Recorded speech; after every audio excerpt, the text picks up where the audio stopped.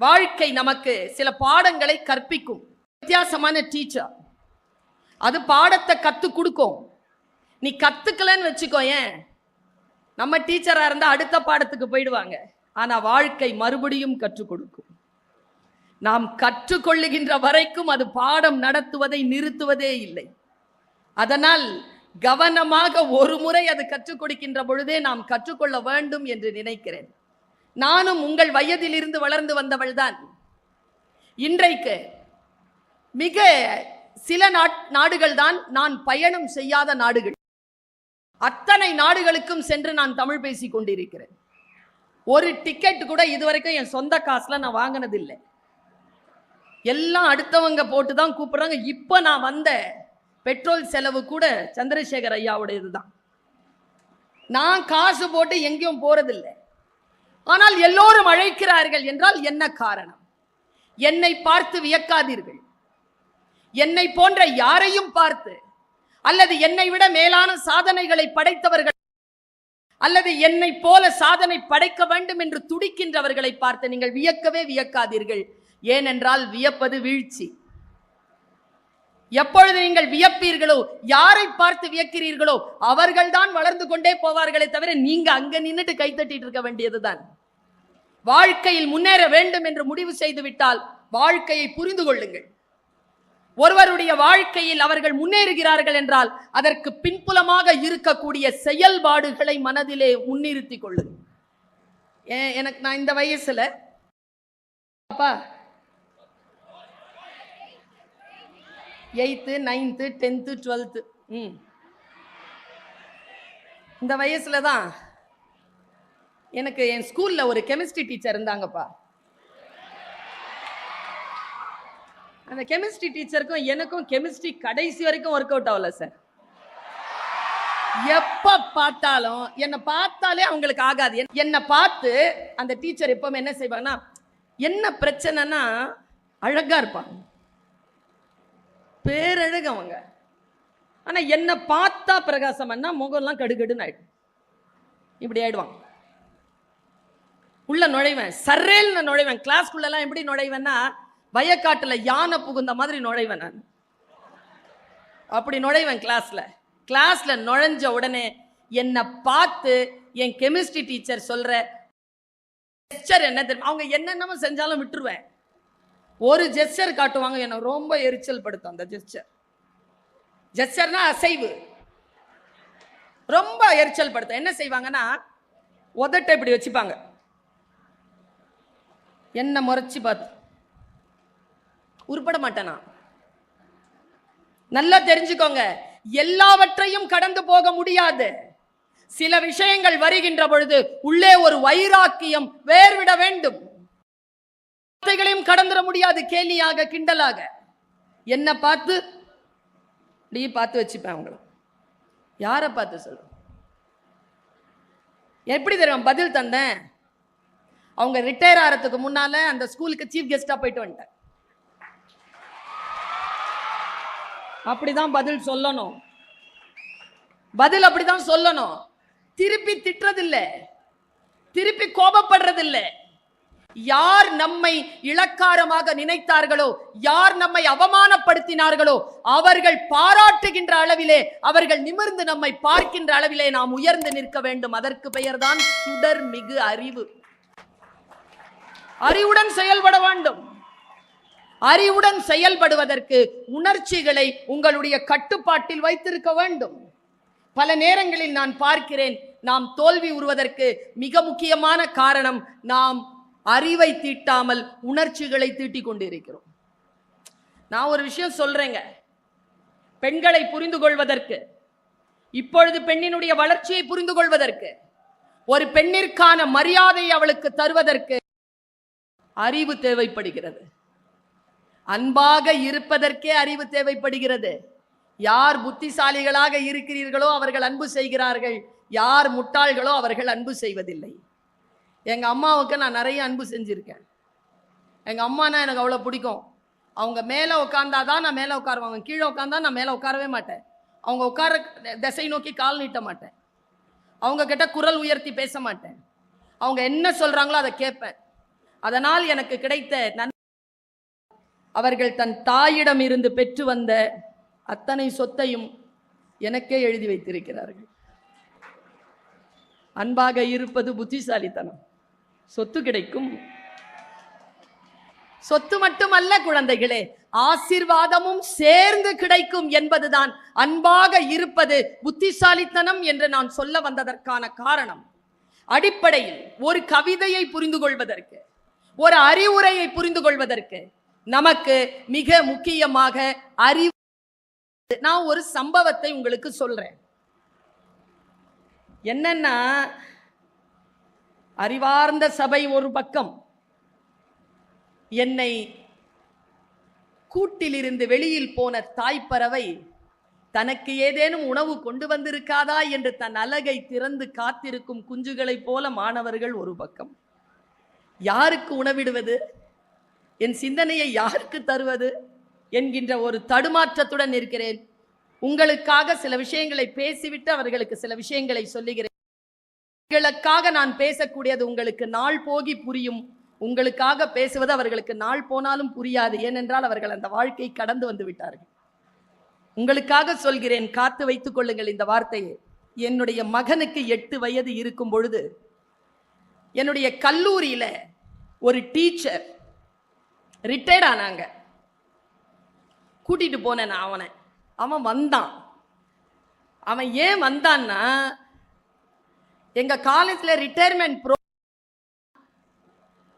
மிக முக்கியமான விஷயம் பிரியாணி போடுவாங்க. அவன் பிரியாணி சாப்பிட்றதுக்கு அன்னைக்கு வந்திருந்தான். அவனை கூட்டிட்டு போயிருந்தேன். அவன் உட்காந்துட்டு இருந்தான். அந்த மேடம் ரிட்டையர்ட் ஆனாங்க. ரிட்டையர்ட் ஆயிட்டு கிளம்புறாங்க. நல்லா தெரிஞ்சுக்கோங்க, இன்றைக்கு ஞாயிற்றுக்கிழமை மதியம் இவ்வளவு நேரமாச்சு, 4 மணி ஆச்சு. வீட்டில் இருந்தா விளையாடலாம், வேறு கேளிக்கைகளில் பொழுதுபோக்கிலே ஈடுபடலாம். உங்களை கூட்டிட்டு வந்து இங்க உட்கார வச்சு என்ன மாதிரியான ஆட்களை வேற கூப்பிட்டு பேச வைக்கிறாங்கன்னா என்ன உள்நோக்கம் இவருக்கு? ஏதோ ஒரு உள்நோக்கம் இருக்கு இல்லையா? உள்நோக்கம் இல்லாமல் குழந்தைகளை கூட்டிட்டு வந்து இந்த மாதிரி பந்தல் போட்டு உட்கார வைக்க மாட்டார்கள். என்ன உள்நோக்கம்னு நான் சொல்றேன். என் பையனை கூட்டிட்டு வந்து நான் உட்கார வச்சிட்டு இருந்தேன். அவன் ப்ரோக்ராம் முடிஞ்சது. அவங்க இறங்கி இந்த வாசலுக்குள்ள வெளியில போறாங்க. முடிஞ்சுது. அவங்க அன்னைக்கு லஞ்ச் அங்க பண்ணல போல இருக்கு. வெளியில போறாங்க, குடும்பத்தோட அவங்க வெளியில போறாங்க. நான் என்ன பண்ணேன், வாசல்ல அவங்கள மடக்கிட்டேன். என் பையனை கூட்டிட்டு போயிட்டேன். மேடம், இவனுக்கு ஏதாவது சொல்லுங்க மேடம்னு. நல்ல வீட்டில் பெரியவர்கள் வந்தால் தாயும் தந்தையுமாக அந்த குழந்தையை கூப்பிட்டு அந்த பெரியவரிடம் ஒப்படைத்து கொஞ்சம் புத்திமதி சொல்லுங்க என்று சொல்லக்கூடிய ஒரு காலம் இருந்தது. இப்ப இல்ல அந்த காலம். ஒரு காலத்தில் இருந்தது. கூட்டிட்டு வந்து விட்டுருவாங்க, புத்தி சொல்லுங்கன்ட்டு. எனக்கெல்லாம் நிறைய சொல்லி இருக்காங்க. எங்க சித்தப்பா ஒருத்தர் இருப்பார், அவருக்கு புத்திமதியே சொல்ல வராது. அவருக்கு வராதுன்னு அவருக்கு தெரியாது. அவர் பாட்டுக்கு சொல்வாரு, நான் பாட்டுக்கு கேட்டிருக்கேன். அந்த மாதிரி கூட்டிட்டு போய் எங்க டீச்சர் கிட்ட அவங்க 38 ஆண்டு கால வாழ்க்கை, அவங்க உணர்ச்சி வசப்பட்டு கொந்தளிப்புல இருக்கிறாங்க. அந்த நிலை, சக்தி நிலை ரொம்ப முக்கியமானது. அதில் தெரிக்கக்கூடிய வார்த்தை என் குழந்தைக்கு வழிகாட்டியாக இருக்கும். கூட்டிட்டு போய் விட்டேன். சொல்லுங்க மேடம்னு. அவங்க ஒரு வார்த்தை சொன்னாங்க, ஊர்ல இருக்கிற குழந்தைகளுக்கெல்லாம் நீ பேசுறியம்மா, உன் குழந்தைக்கு நான் பேசிட முடியுமா? அவங்களுக்கு ஒரு ரகசியம் தெரியல. நம்ம பேச்ச ஊர்ல இருக்கிற குழந்தைங்கள்லாம் கேட்கும், நம்ம வீட்டில் இருக்கிறது கேட்காது. கூட்டிட்டு போய் விட்டேன். அவங்க ஒரு வார்த்தை சொன்னாங்க, வா அப்படின்னாங்களா. அவன் இப்படி தலை குனிஞ்சிட்டே போனான். சின்ன பையன் தானே, 8 வயசு. உன் பேர் என்ன? தலை குனிஞ்சிட்டு, அவனுக்கு பிடிக்கல. அறிவுரை சொல்ல கூட்டிட்டு வந்து விட்டதை அவனுக்கு பிடிக்கல. பேரை சொன்னான். உன்னை இப்படியே ஸ்டார்ட் பண்ணாங்க சார். அவங்க உன்னை ஒரு சிங்கம் துரத்துது அப்படின்னாங்க பாருங்க. அவன் என்னப்பா, அவன் வந்திருக்கிறது பிரியாணி சாப்பிட. மறுபடியும் தலை குனிஞ்சிட்டான்.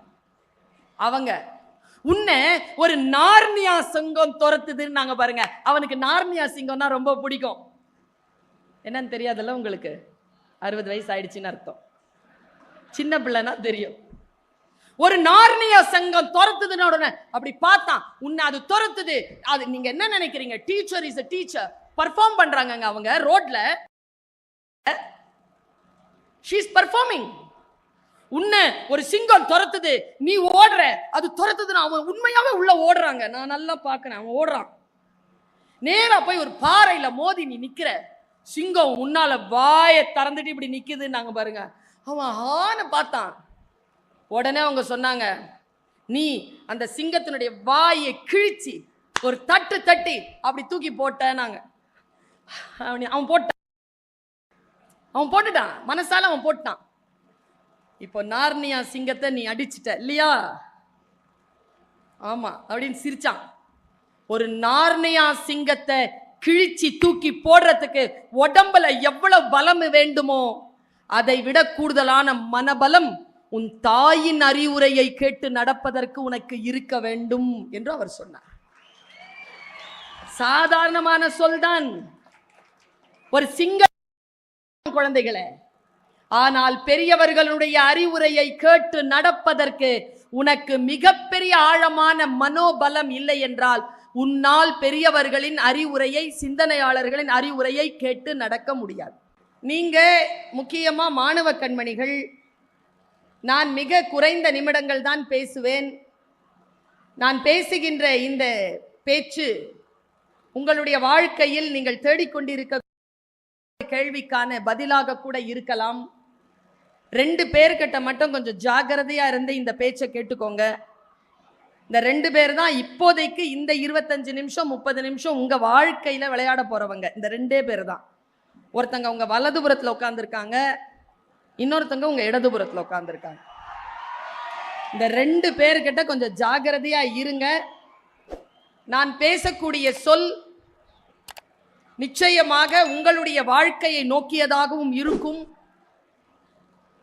ஆகவே உங்கள் வாழ்க்கையை மாற்றி போடக்கூடிய ஏதோ ஒரு சொல் என் உதடுகளில் இருந்து உதிர்ந்து விட வேண்டும் என்ற பிரார்த்தனையோடு நான் தொடங்குகிறேன். ஏனென்றால் யாருடைய உதடுகளில் ஒளிந்து கொண்டிருக்கக்கூடிய சொல் நம்முடைய வாழ்க்கையை மாற்றும் என்று நமக்கு தெரியாது. அது எந்த புத்தகத்திற்குள் ஒளிந்து கொண்டிருக்கிறது என்று கூட நமக்கு தெரியாது. எவ்வளவு சீக்கிரமாக அது நம்மை வந்து சேர்கிறதோ அவ்வளவு சீக்கிரமாக வாழ்க்கையில் மாற்றம் நடக்கும். என்னை கேட்டால் இந்த மாணவ கண்மணிகள் எனக்கு மூங்கில் காடு போல் தெரிகிறார்கள். மூங்கில் காட்டை பார்த்திருக்கீங்களா? ரொம்ப அடர்த்தியா வளர்ந்திருக்கும். நான் மூங்கில் காட்டை பார்க்கின்ற பொழுதெல்லாம் என் மனதிலே ஒரு கவலை அப்பிக்கொள்ளும். அந்த மூங்கில் அவ்வளவு சாதாரணமாக வளர்ந்து விடவில்லை.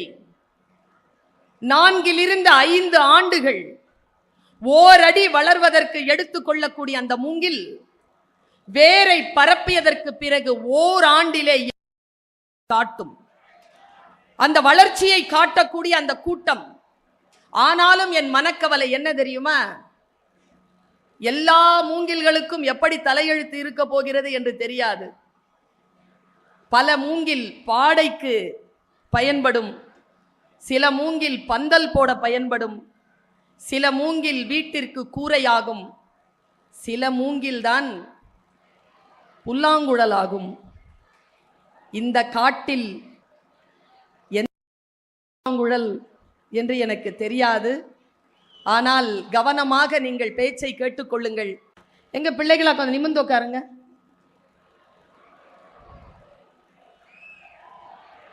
சொல்ற பேச்சு கேட்டு நிமிர்ந்து உட்கார்ந்த பிள்ளைங்களுக்கு வாழ்க்கையில இதோ இந்த வினாடி ஒரு அற்புதம் நடந்திருக்கு. உட்கார்ந்த இடத்துல இருந்தே 2 இன்ச் உயர்ந்து இருக்கிறீங்க. சொல்ற பேச்சு கேட்டு பழகுங்கள். வாழ்க்கையில் சில விஷயங்கள் உங்களுக்கு நன்மையாக கிடைக்கும். அதனால்தான் தன்னுடைய கல்வி வளாகத்திற்குள் மட்டுமே நிகழ்த்தி கொள்ள பொதுமக்களுக்கும் சேர்த்து விரித்து தந்திருக்கிறார் திரு சந்திரசேகர் அவர்கள்.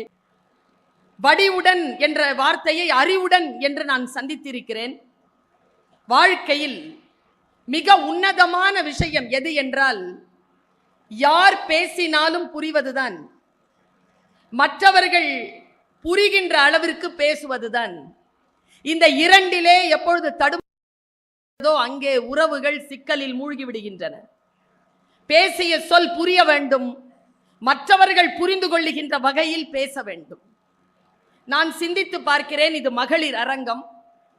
மேடையிலே அத்தனை பேரும் பெண்கள் உட்கார்ந்திருக்கிறீர்கள். இப்ப நாம் ஆண்களும் பெண்களுக்குமாக சேர்ந்து இந்த மேடையில் உட்கார்ந்திருக்கிறோம், இந்த அரங்கத்தில் உட்கார்ந்திருக்கிறோம்.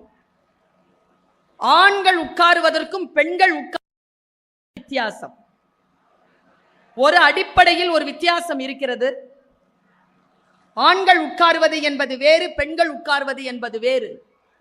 இப்ப ஆண்கள் இந்த குர்சியில இந்த சேர்ல உட்காரணும்னா என்ன, ஒரு 30 வருஷம் நீங்கெல்லாம் உழைச்சிருக்கணும், 40 வருஷம் உழைச்சிருக்கணும், இல்ல சிலர் 50 60 ஆண்டுகள் உழைத்து இருக்கலாம்.